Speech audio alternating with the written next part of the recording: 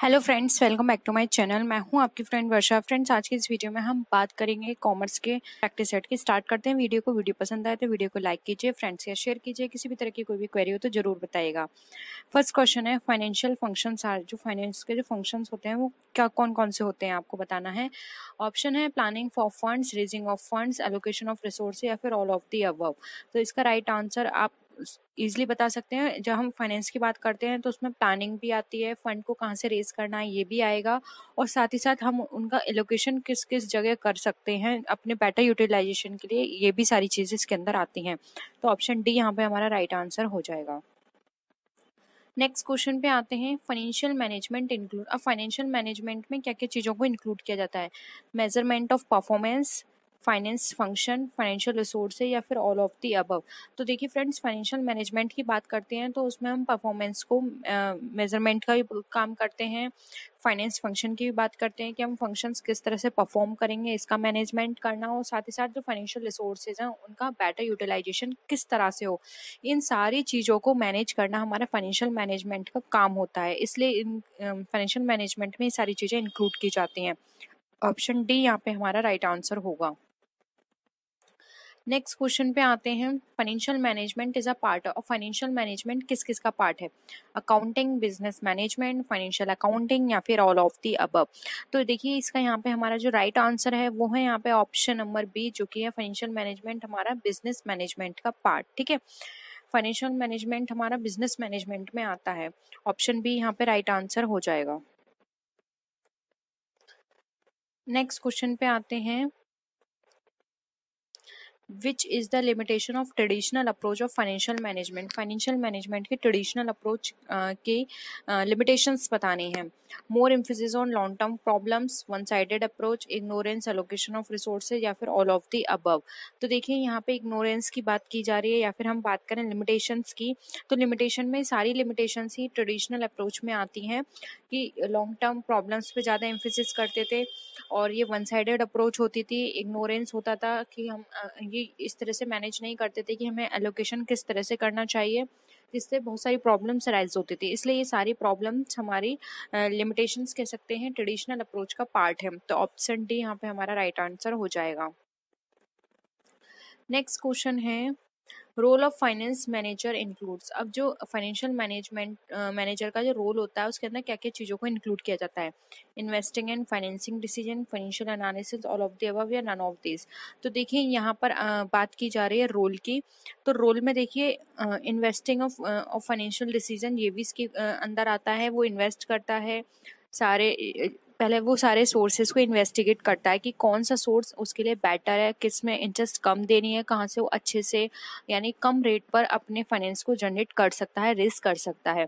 फिर उसके बाद डिसीजन लिए जाते हैं कि इनको कहाँ पे हमें इन्वेस्ट करना है। फाइनेंशियल एनालिसिस में ये पूरी प्रोसेस हमारी आती है, इसलिए ऑल ऑफ दी अबव हमारा राइट आंसर हो जाएगा। नेक्स्ट क्वेश्चन है, the financial manager plays an important role in. अब जो फाइनेंशियल मैनेजर है वो किस तरह का इंपॉर्टेंट रोल प्ले करता है। लिक्विडेशन डिसीजन, रिकंस्ट्रक्शन, अमलगमेशन या फिर ऑल ऑफ द अबव। तो फाइनेंशियल मैनेजर की बात करें तो देखिए फाइनेंशियल मैनेजर में यहाँ पर हमें वो लिक्विडेशन डिसीजन भी देखेगा, रिकंस्ट्रक्शन भी देखेगा और अमलगमेशन भी देखेगा। यानी ये सारी ही चीज़ें ओवरऑल उसको चेक करनी होंगी कि रिकंस्ट्रक्शंस को ज़्यादा बेनिफिट होगा, लिक्विडेशन करने से ज़्यादा बेनिफिट होगा या फिर अमलगमेशन करने से उसको ज़्यादा बेनिफिट होगा। सारे टर्म्स एंड कंडीशन वो चेक करेगा, उसके साथ साथ उसके प्रॉन्स एंड कॉन्स देखेगा कि किस में बेनिफिट ज़्यादा है, किस में लिमिटेशंस हमारी ज़्यादा निकल कर आ रही हैं।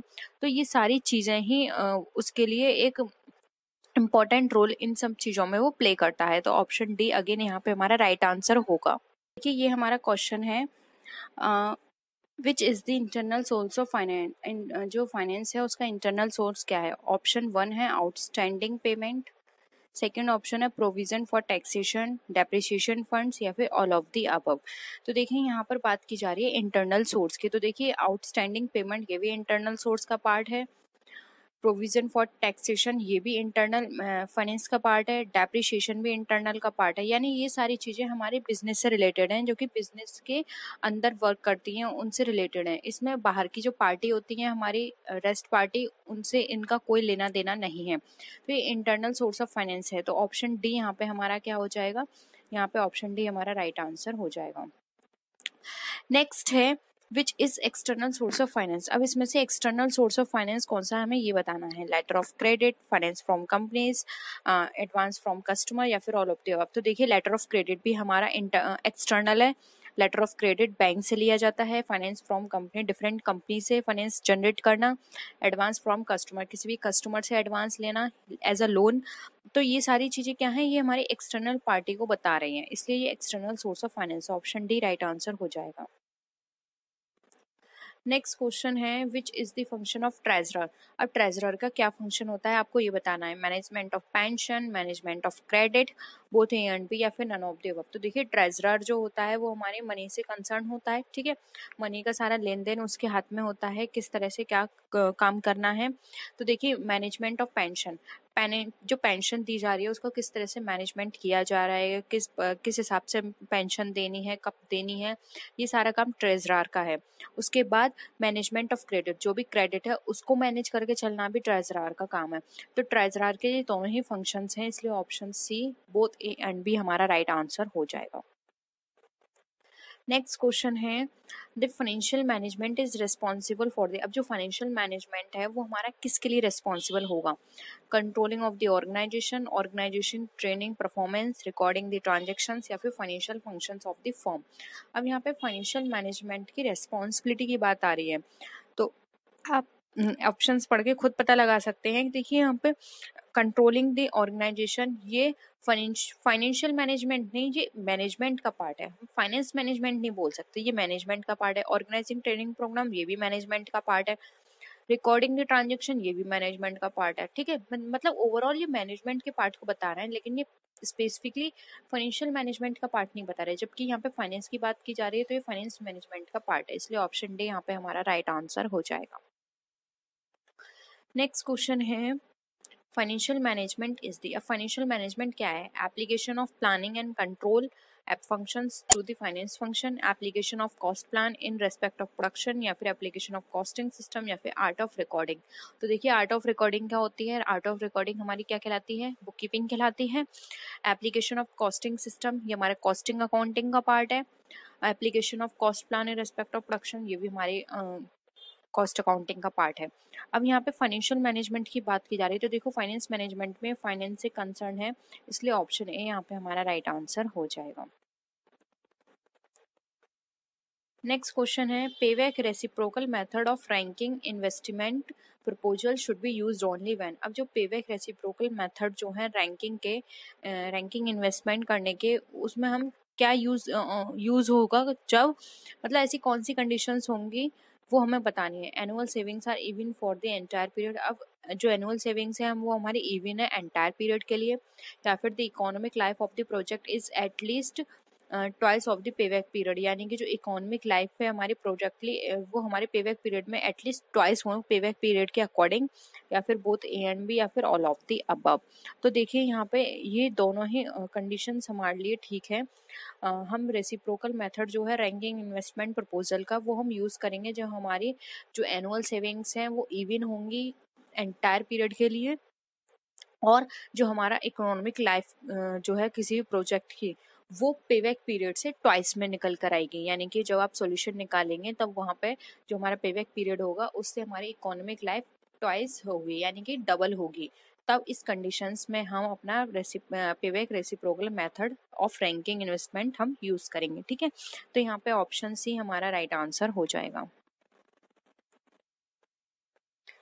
नेक्स्ट में क्वेश्चन है विच इज़ द मेरिट्स और advantage of net present value method. अब आपने नेट प्रेजेंट वैल्यू मेथड पढ़ा होगा, तो उसमें आपको बताना है कि आप इसके क्या एडवांटेज या मेरिट होती हैं। This method consist the entire economic life of the project, यानी कि ये जो मेथड होता है ये कंसिडर करता है बताता है पूरी प्रोजेक्ट की इकोनॉमिक लाइफ को, या फिर it takes into account the objective of maximum profitability, यानी कि ये जो भी मैक्सिमम प्रॉफिटेबिलिटी होती है उसके ऑब्जेक्टिव को बताता है। It methods can be applied where cash inflows are even, जब हमारा कैश इनफ्लोज इवन होता है ये वहाँ यूज किया जाता है, या फिर ऑल ऑफ द अबव। तो देखिए यहाँ पर जो हमारा प्रेजेंट वैल्यू मेथड है, नेट प्रेजेंट वैल्यू मेथड, ये हमारी इकोनॉमिक लाइफ को बताता है। ये बात तो बिल्कुल सही है, तो ये ऑप्शन सही है हमारा। फिर है it taken into account the objective of maximum profitability, जहाँ पे मैक्सिमम प्रॉफिटेबिलिटी की बात की जा रही है वहाँ यूज होगा, ये भी बिल्कुल सही है। फिर है this method can be applied where cash inflows are even, ये भी बिल्कुल सही बात है कि जहाँ पे हमारा कैश इनफ्लोज इवन होता है वहाँ पे इसको मेथड को यूज किया जाता है। तो यहाँ पे option D all of the above हमारा राइट आंसर हो जाएगा। नेक्स्ट क्वेश्चन है, बहुत ही सिंपल क्वेश्चन है फ्रेंड्स, और ये क्वेश्चन पूछा गया है आपके एग्जाम में। Which is the type of leverage, operating leverage, financial leverage, both A and B, या फिर नन ऑफ द अबव। तो फ्रेंड्स आपको उन्हें लिवरेज पढ़े होंगे तो आपको पता होगा 3 तरह के लिवरेज होते हैं, ऑपरेटिंग, फाइनेंशियल और इन्वेस्टमेंट। ठीक है, तो देखिए तो यहाँ पर और ये 2 दे रखे हैं, इसलिए ऑप्शन सी राइट आंसर होगा, both A and B. Next है which factor determines capital structure. अब कैपिटल स्ट्रक्चर कौन सा फैक्टर हमें डिटरमाइन करता है ये बताना है। Risk, cost of capital, trading on equity, या फिर ऑल ऑफ द अबव। तो आपने कैपिटल स्ट्रक्चर भी बनाया हो। कैपिटल स्ट्रक्चर हमारा किस तरह से बनाया जाता है, डेट और इक्विटी के बेसिस पे बनाया जाता है। ठीक है, तो यहाँ पे कैपिटल स्ट्रक्चर हमारे किस फैक्टर को डिटरमाइन करता है। तो देखिए कैपिटल स्ट्रक्चर में सबसे पहले रिस्क फैक्टर को कंसीडर किया जाता है। हम ये देखते हैं कि हमारा रिस्क फैक्टर किस में है, हम उस पर ज़्यादा रिलाय नहीं करते हैं। जैसे कि मैंने आपको बताया डेट एंड इक्विटी होती है, तो अगर इक्विटी में हमारा अमाउंट ज़्यादा निकल कर आ रहा है, हमारा उसमें ज़्यादा खर्चा हो रहा है, तो हम वो पोर्शन ना लेकर हम अपने डेट पोर्शन को बढ़ा देते हैं। लेकिन अगर हमें लगता है कि डेट पोर्शन हमारे लिए यहाँ पे ज़्यादा महंगा पड़ेगा तो हम इक्विटी पोर्शन अपना इंक्रीज कर देते हैं। तो डेट और इक्विटी के बेसिस पे कैपिटल स्ट्रक्चर बनता है। तो रिस्क फैक्टर इंक्लूड करते हैं, कॉस्ट ऑफ कैपिटल को हम चेक करते हैं और साथ साथ ट्रेडिंग ऑन इक्विटी को भी चेक करते हैं। इसलिए ये सारे फैक्टर्स हमारे कैपिटल स्ट्रक्चर को डिफाइन करते हैं कि हमारा कैपिटल स्ट्रक्चर किस तरह का है, और इसलिए ऑप्शन डी हमारा ऑल ऑफ द अबव यहाँ पे राइट आंसर हो जाएगा। नेक्स्ट क्वेश्चन है which is the determinants of capital structure. अब कैपिटल स्ट्रक्चर के कौन कौन से डिटर्मिनेंट्स हैं वो देखने हैं। Government policy, control, tax, requirement of investors. ठीक है, तो देखिए यहाँ पर कैपिटल स्ट्रक्चर के बेसिस पे बात करें तो वैसे तो ये सारे ही फैक्टर्स हमें कहीं ना कहीं इफेक्ट करेंगे, लेकिन जो सबसे ज़्यादा इफेक्ट करेगा वो है हमारा गवर्नमेंट पॉलिसी। अगर गवर्नमेंट पॉलिसी में कुछ इस तरह के टर्म्स हैं कि हमारा जो डेट है वो पोर्शन पे हमें ज़्यादा इंटरेस्ट देना है, या फिर इक्विटी है उसमें हमें ज़्यादा इंटरेस्ट देना है, तो उसके बेसिस पर ये सारी चीज़ें वेरी कर जाती हैं। तो सबसे पहले हमें गवर्नमेंट पॉलिसी देखनी पड़ती है, उसके बाद हम कंट्रोल देखते हैं किस तरह का है, क्योंकि ये इंटरनल है। टैक्स देखते हैं, रिक्वायरमेंट ऑफ इन्वेस्टर्स देखते हैं, ये अदर फैक्टर्स हैं, लेकिन गवर्नमेंट पॉलिसी हमारे लिए सबसे ज़्यादा इंपॉर्टेंट रोल प्ले करती है। इसलिए यहाँ पे ऑप्शन ए राइट आंसर हो जाएगा। नेक्स्ट क्वेश्चन है the proposal is accepted if the profitability index is more than. अब हमारा प्रपोजल एक्सेप्ट हो रहा है जब हमारा प्रॉफिटेबिलिटी इंडेक्स जो है मोर देन कितनी होती है, ये बतानी है हमें। तो देखिए यहाँ पर हम बात करें तो 1, 0, 3 या फिर 5, तो हमारा प्रपोजल एक्सेप्ट हो जाता है जब हमारी प्रॉफिटेबिलिटी इंडेक्स जो है वो हमारे यहाँ पर 1 निकल कर आती है, मोर देन 1। अगर एक से ज़्यादा प्रॉफिटेबिलिटी इंडेक्स होगा तो वहाँ पे जो भी प्रपोजल हम जिसके बेसिस पर ये इंडेक्स निकाल रहे हैं वो हमारा एक्सेप्ट कर लिया जाता है। ठीक है, नेक्स्ट है the proposal is rejected in case the profitability index. अब आप इसके बेसिस पर भी इसका आंसर दे सकते हैं, बहुत सिंपल है, लेस देन 1। ठीक है, एक से ज़्यादा है तो एक्सेप्ट कर लेंगे, एक से कम है तो हम उसको क्या करेंगे, रिजेक्ट कर देंगे। नेक्स्ट है which is a approach of valuation. अब आपको वैल्यूएशन अप्रोच बतानी है कौन कौन सी होती हैं। Asset based approach to valuation, earning based approach to valuation, market value based approach to valuation, या फिर ऑल ऑफ दी अबव। तो यहाँ पे वैल्यूएशन के बेसिस पे बात करें तो देखिए यहाँ पे इसका जो राइट आंसर है वो है ऑप्शन नंबर डी, क्योंकि देखिए ये सारी ही अप्रोच हमारी वैल्यूएशन का होती हैं। असेट के बेसिस पे वैल्यूएशन करना, अर्निंग के बेसिस पर, या फिर मार्केट के बेसिस पर। ठीक है, तो ऑप्शन डी राइट आंसर हो जाएगा। नेक्स्ट है total assets minus total external liabilities equal to. तो ये फॉर्मूला आपको बताना है, आपने कुछ कॉमन जो हमारे रेशियोज होते हैं उनके फॉर्मूले आपको याद होने चाहिए। तो यहाँ पे बताइए total assets minus total external liabilities हमारा किसका फॉर्मूला है। ऑप्शन है net assets, net cost, net liability या फिर नेट डेप्रिसिएशन। तो देखिए डेप्रिसिएशन नहीं होगा क्योंकि यहाँ पे कोई भी ऐसा हमने अगर हम बात करें तो कंटेंट ऐसा नहीं लिया जो हमारी डेप्रिसिएशन को बताए, ना ही कॉस्ट का है ना ही लायबिलिटीज का है। टोटल असेट्स हमने लिया है यानी कि हमें नेट असेट्स की बात करेगा, तो ऑप्शन ए यहाँ पे हमारा राइट आंसर हो जाएगा। नेक्स्ट क्वेश्चन है the arrangement of working capital and current assets can be done only by. अब जो हमारा वर्किंग कैपिटल का जो अरेंजमेंट है और जो करंट असेट्स का है वो हमारे किसके द्वारा पूरा होता है, शॉर्ट टर्म सोर्स के द्वारा, cost of capital, long term capital या फिर फाइनेंशियल प्लान के द्वारा। तो देखिए यहाँ पर इसका जो राइट आंसर है वो है ऑप्शन नंबर ए, क्योंकि देखिए वर्किंग कैपिटल भी हमारा शॉर्ट टर्म का पार्ट है, करंट असेट्स भी है ये हमारा शॉर्ट टर्म का पार्ट है। इसकी जगह अगर हमारे करंट असेट्स की जगह फिक्स असेट्स होती तो ये हमारा लॉन्ग टर्म का पार्ट हो जाता, लेकिन फिर भी वर्किंग कैपिटल दे रखा है, वर्किंग कैपिटल हमारा हमेशा शॉर्ट टर्म पार्ट को बताता है, तो शॉर्ट टर्म सोर्स के का ये हमारा पार्ट हो जाता है। नेक्स्ट क्वेश्चन है प्रॉफिट मैक्सिमाइजेशन इज। अब प्रॉफिट मैक्सिमाइजेशन क्या होता है। ऑप्शन 1 है it is indicator of economic efficiency, primary objective of business, measurement of sources of business decision या फिर ऑल ऑफ दी अबव। तो देखिए यहाँ पर अगर हम बात करें प्रॉफिट मैक्सिमाइजेशन की, तो प्रॉफिट मैक्सिमाइजेशन ये हमारी इकोनॉमिक एफिशिएंसी का इंडिकेटर होता है। यस, इसके थ्रू हम पता लगा सकते हैं कि हमारे इकोनॉमिक एफिशिएंसी किस तरह से जा रही है। अगर हमारा प्रॉफिट मैक्सिमाइजेशन इंक्रीज होगा तो हमारी इकोनॉमिक एफिशिएंसी भी इंक्रीज हो जाएगी, तो ये करेक्ट है। नेक्स्ट है प्राइमरी ऑब्जेक्टिव बिजनेस। यस, ये सब लोग बोलते हैं कि सर्विस मोटिव होना चाहिए, सर्विस मोटिव होना चाहिए, लेकिन फिर भी फ्रेंड्स ये जो हमारा प्रॉफिट मैक्सिमाइजेशन होता है ये सभी कंपनियां ये अपना बिजनेस करती हैं प्रॉफिट के लिए, तो वो ये देखती हैं कि उनका प्रॉफिट कितना हो रहा है, वो इस तरह की प्लानिंग करते हैं, इस तरह के प्रोडक्ट लॉन्च करते हैं कि ज़्यादा से ज़्यादा उनका प्रॉफिट हो, तो प्राइमरी ऑब्जेक्टिव होता है बिजनेस का, ये भी सही है।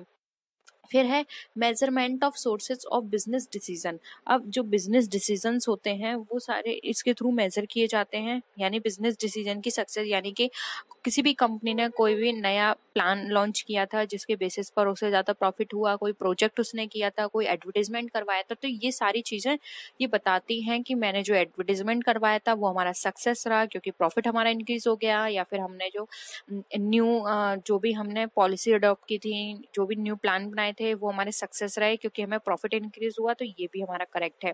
तो ऑप्शन डी यहाँ पे हमारा राइट आंसर हो जाएगा।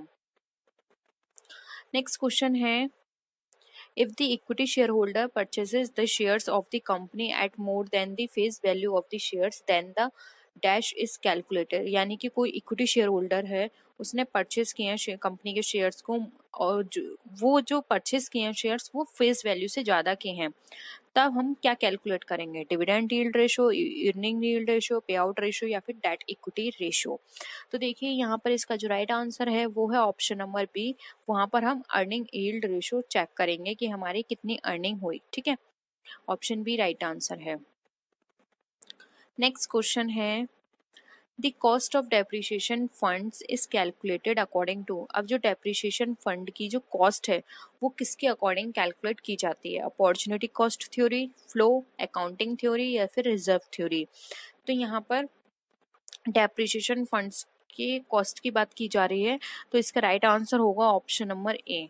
जो डेप्रिसिएशन फंड की जो कॉस्ट है वो हम अपॉर्चुनिटी कॉस्ट थ्योरी के बेसिस पर कैलकुलेट करते हैं, ऑप्शन ए राइट आंसर है। नेक्स्ट क्वेश्चन है if cash inflows are not uniform the calculation of payback period takes. यानी कि जो हमारे कैश इनफ्लोज जो होते हैं वो हमारा यूनिफॉर्म नहीं होता, यानी अनइवन होता है, the calculation of payback period takes. तो कैलकुलेशन जो होती है पेबैक पीरियड की वो क्या लेती है, कॉमन प्रॉफिट को, फेवरेबल पोजीशन, क्यूमुलेटिव फॉर्म या फिर ऑल ऑफ द अबव। तो इसका राइट आंसर है ऑप्शन नंबर सी, वो हमारे क्यूमुलेटिव फॉर्म को लेती है, क्योंकि यूनिफॉर्म नहीं है, अनइवन है, तो उसको क्यूमुलेटिव प्रोसेस से उसको चेक करना पड़ेगा पेबैक पीरियड को, ठीक है, ऑप्शन सी यहाँ पे हमारा राइट आंसर है। अब आता है capital budgeting. Capital budgeting is, अब कैपिटल बजटिंग क्या है, रिलेटेड टू लॉन्ग टाइम है, प्रॉफिट है, रिलेटेड टू शॉर्ट टाइम है, या फिर सेल्स है। तो कैपिटल बजटिंग की यहाँ पर बात करें तो कैपिटल बजटिंग हमारा लॉन्ग टाइम के लिए होता है, ठीक है। ये हमारी फ्यूचर के लिए हम बना के रखते हैं बजट, जैसे कि आपको पता है बजट किसके लिए होता है, फ्यूचर के लिए होता है, तो ये लॉन्ग टाइम के लिए होता है, ठीक है।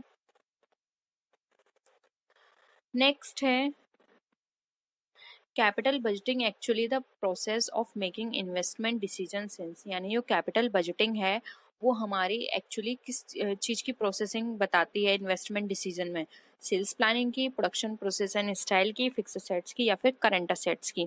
तो देखिए यहाँ पे हमारा जो राइट आंसर होगा, जो कैपिटल बजटिंग होती है वो हमारी इन्वेस्टमेंट डिसीजन लेती है हमारे फिक्स असेट्स के बेसिस पर।